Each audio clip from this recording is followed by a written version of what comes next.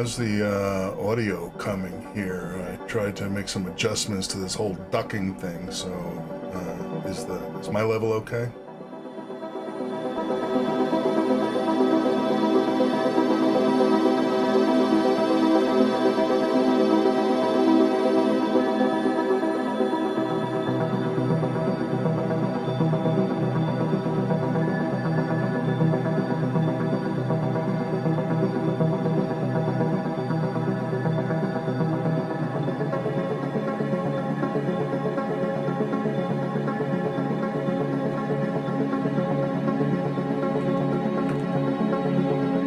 Beauty, thanks.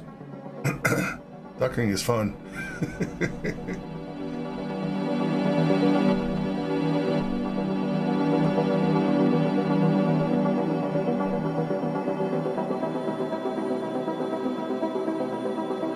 All right.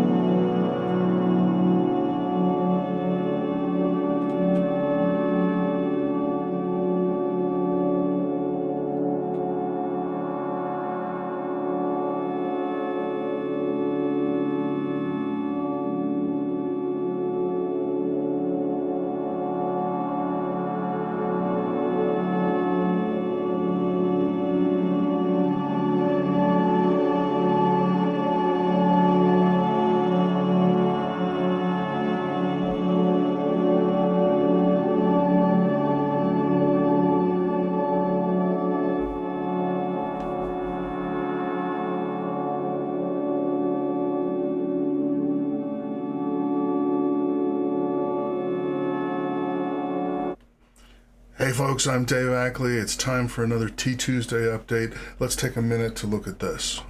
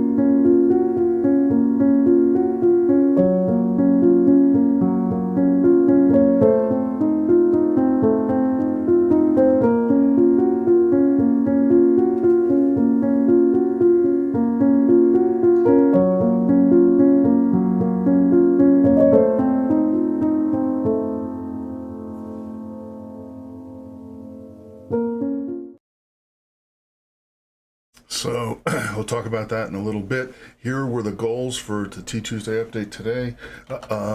Here are the results. The monthly plans to reach the ancestor. We'll spend most of the time talking about that. What we just saw was a demo of HC3 Hard Cell 3 mobile content. We'll talk about that again. Was supposed to get a demo book ready in PDF. I failed at that, but I did buy a block of ISBNs. I'll talk about that at the end. Have some fun. Did pretty okay. All right, so here is the, this is what passes for my clickbait title, that I'm going to use for the card.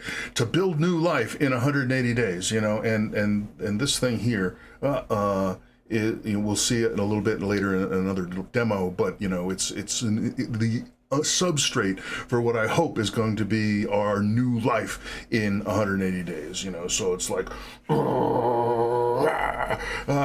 to build new life, and we'll see how it goes. All right, yes, today is July 5th. January 1st is 180 days from today. So okay, if we're going to say we're going to build new life, we got to have some kind of clear agreement on what life is supposed to be. Here's the definition I usually use. Life is a system that works to preserve its pattern, where works means actually, like uses energy, like, pulleys and levers or whatever, chemical reactions. It doesn't necessarily mean, punch a clock, although it could mean that. And that if we observe a system doing work to preserve its pattern, that is life. And so that's what we're going to make. We can do it inside digital computers. We can do it inside the T2 tile grid. That's what we're going to do. Not all things that capable of not all things that preserve patterns are actually satisfying forms of life. With computers these days, it's trivial to copy anything, from a ringtone to I don't know, Instagram filter. I don't even know what they do these days. So to be satisfying, we have a few properties. Number one, it has to actually work to preserve its pattern somehow, and so things like a rock sitting on the beach being really rigid and tough, it preserves its pattern for a long time, but it's not actually working at it, and so we're going to rule that out.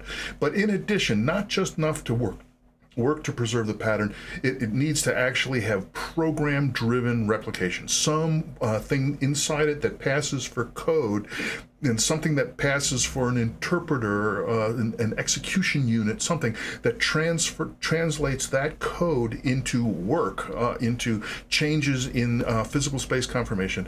That's the key element that we want for satisfying new life, and that's what we're going after in this one. And now, in the T2 tile project, when we're using Ulam, every time we come up with a Ulam program, a collection of elements that we compile together to make a bespoke physics, a custom physics, that is a whole new set of rules that we could then conceivably imagine having a program-driven replication on top of.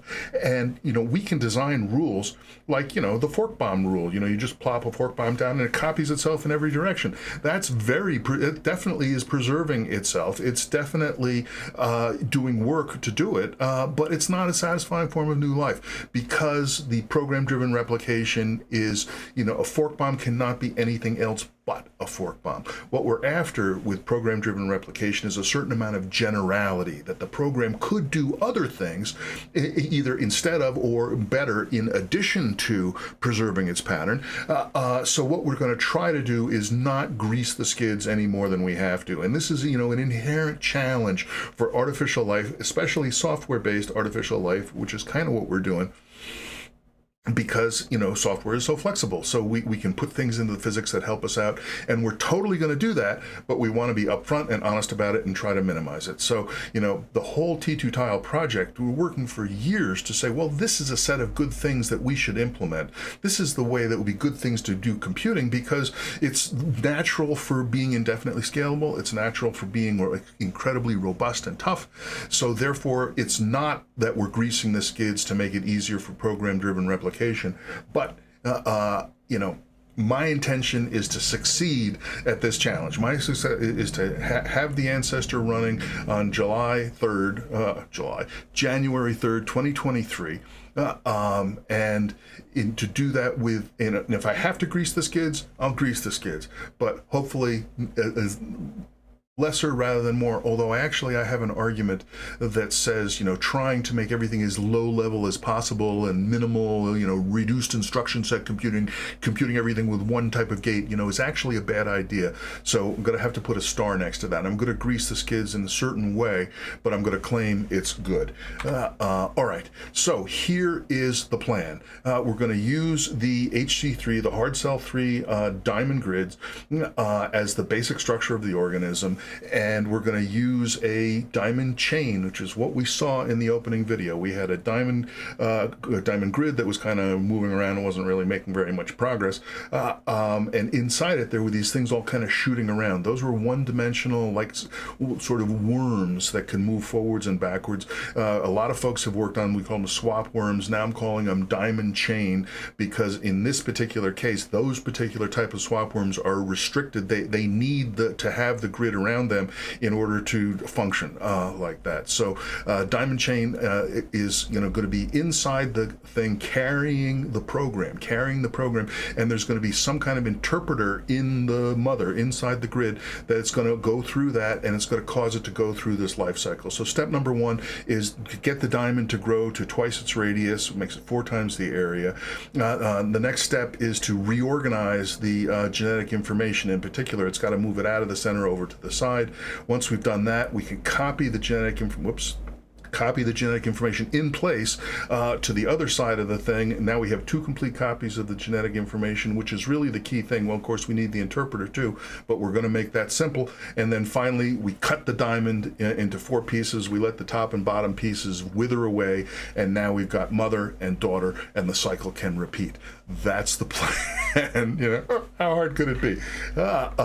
So this is basically what I just said, so I'm not going to go through it all again. But the diamond chains hold the code. Specialized processor. The processor is going to be in the in the grid itself. We're going to have a special kind of processor, because the processor actually only needs, it doesn't really need much state of its own. It's going to just be managing. When I see a thing here, I'm going to treat that as an instruction. I'm going to treat this thing over here as a register. This thing is input. This thing is output. It's going to be doing a very simple little sequencing when it gets all the pieces coming together.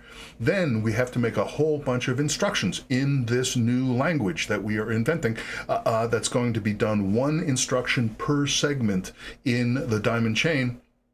And as I start working through it, it seems clear that the most important things that the instructions are going to need to do, in addition to general configuration, like tell the HC3 diamond that its maximum hops should go up so that it will just grow naturally, sort of like a membrane or soap film, that sort of thing that just kind of stretches and does its thing without a lot of direct control. In addition, the main thing that we're going to need to be sequencing is the operations on the chain. Copy the head, move the head here, swap the head with the thing, copy it, turn it around in a link, in a loop, release it, and so on. So that's what we're going to be developing instructions for, that the processor will use to make other chains grow and get cut and removed and so on and so forth. Finally, using those instructions, figure out how to write the ancestor that will produce that series of the diamond grid life cycle that we just saw. Okay, grow the mother big enough, reorganize, copy, split, done. How hard could it be? All right. Well, the goal that I was supposed to come up with was to come up with monthly plans to reach this by January. This is the plan. I'm not going to go through all of them because I'm really going to try to keep this short. So the July, which is already in place, is the code strands. That's the diamond chains. So we've got them as a sort of backbone, like a file format now exists, but we have no instructions to put inside one of those files. So we've got to take those strands and start figuring out a framework, a class hierarchy or whatever it is, to do instructions like chain operations, like duplicate, swap, cut, that kind of thing. In addition, the diamond chains that we saw here were both open at both ends, and they were moving forward and backward and so forth. We do not at the moment have any technology to make a diamond chain in a loop, which I really want because programs have loops. So have the code actually physically in a loop, and we'll just move it around and around like doing the rosary while we are like copying another chain, that sort of thing. And it's easy enough to get a 2 ends, if they happen to come next to each other, to link up and make a loop. It's harder to say if we're trying to grow from a single spot and have a loop spread out from here, because it involves the segments not just growing and moving in the spots, but moving into open into open spaces without being a head or a tail. And that's going to take some extra work. So that's going to be one of the main focuses for the program design for the next T2sday update. Beyond that, we'll talk about the additional steps as we get to them. I mean, so, November, once again, I'm going to take off. We'll not have T2sday updates in November, and the focus is going to be on fiction and outreach and publishing, as it has been for the last couple of years with NaNoWriMo and so forth. Not going to do NaNoWriMo, but going to get stuff out there. December, simulated evolution, question mark, stretch goal.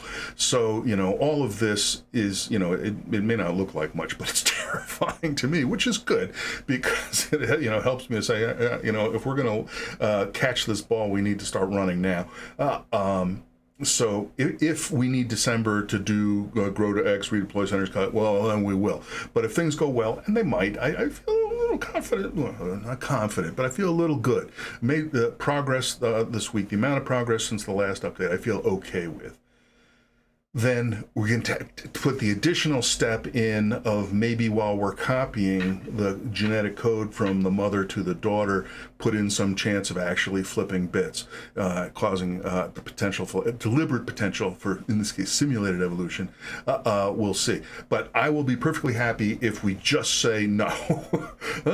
Try to reproduce faithfully and have those kids reproduce faithfully. So by January, the ancestor code that we wrote by hand will be able to see it grandchildren. That's the goal.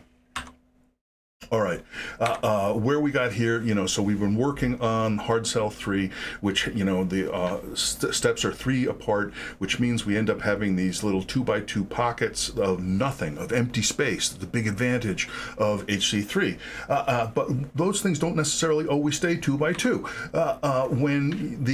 When an atom of HC3 decides to move to catch up with another one, this is a little bit mislaid out. These should be 2x2s up there. Well, it's okay. The ones in the direction get squeezed down from 2x2 to 1x2, and the ones in the trailing direction get stretched from 2x2 to 2x3, and so forth. And, if we're going to, anything that's going to live inside those pockets needs to be okay with that. And so that means a couple of things. Number one, it means no more than 2 occupied sites per pocket. So when they get squished down like this, there's room for them all. And number two, it means anything that's in that pocket needs to be okay with the outside world rearranging where those two things are with relation to each other, because the HC3 just goes ahead and says, sorry guys, I gotta squish you up here. And that's exactly what the diamond chain that we've been doing for this update is comfortable. It's all designed for that.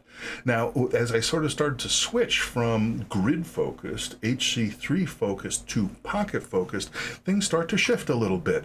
And in particular, now what we're really concerned with is, okay, we are content inside one of these pockets, and we want to know, is it okay to update? Is it okay to change things? So now we got a new pocket HC3 class that we can call, that analyzes the situation and gives us back status information. This pocket is good, do whatever you want. This pocket is missing at least one pole of its HC3, so it's open. This one's okay, it's a 2x1, this one's a 2x3.